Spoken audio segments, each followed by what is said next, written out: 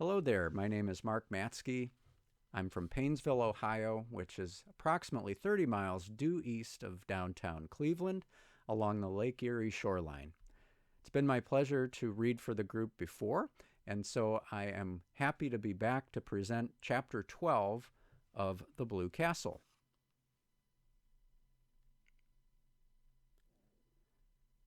Valancy hurried home through the faint blue twilight. Hurried too fast, perhaps. The attack she had when she thankfully reached the shelter of her own room was the worst yet. It was really very bad. She might die in one of those spells. It would be dreadful to die in such pain. Perhaps this was death. Valancy felt pitifully alone. When she could think at all, she wondered what it would be like to have someone with her who could sympathize, someone who really cared, just to hold her hand tight, if nothing else. Someone just to say, "Yes, I know, it's dreadful. Be brave. You'll soon be better." Not someone merely fussy and alarmed, not her mother or Cousin Stickles. Why did the thought of Barney Snaith come into her mind? Why did she suddenly feel, in the midst of this hideous loneliness of pain, that he would be sympathetic, sorry for anyone that was suffering?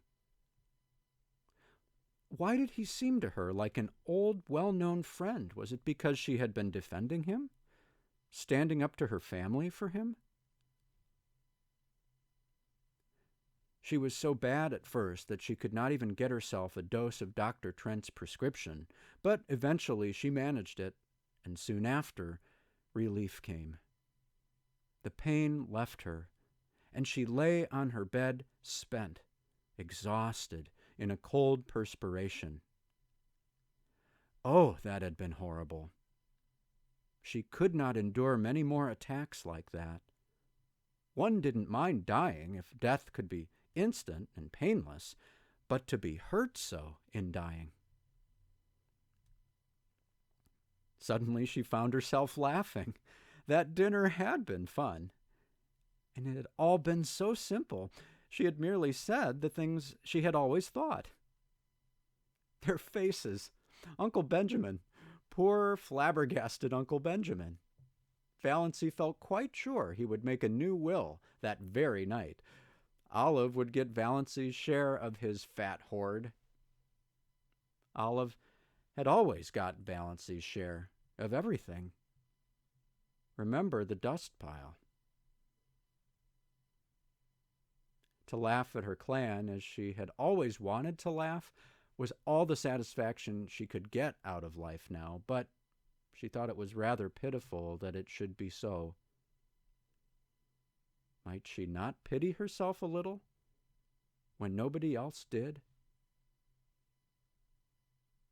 Valancy got up and went to her window.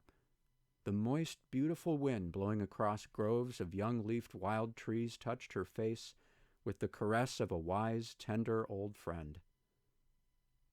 The Lombardis in Mrs. Treadgold's lawn off to the left, Valancy could just see them between the stable and the old carriage shop, were in dark purple silhouette against a clear sky, and there was a milk-white pulsating star just over one of them, like a living pearl on a silver-green lake.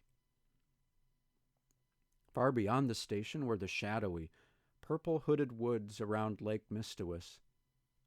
A white, filmy mist hung over them, and just above it was a faint young crescent. Valancy looked at it over her thin left shoulder. "I wish," she said whimsically, "that I may have one little dust pile before I die."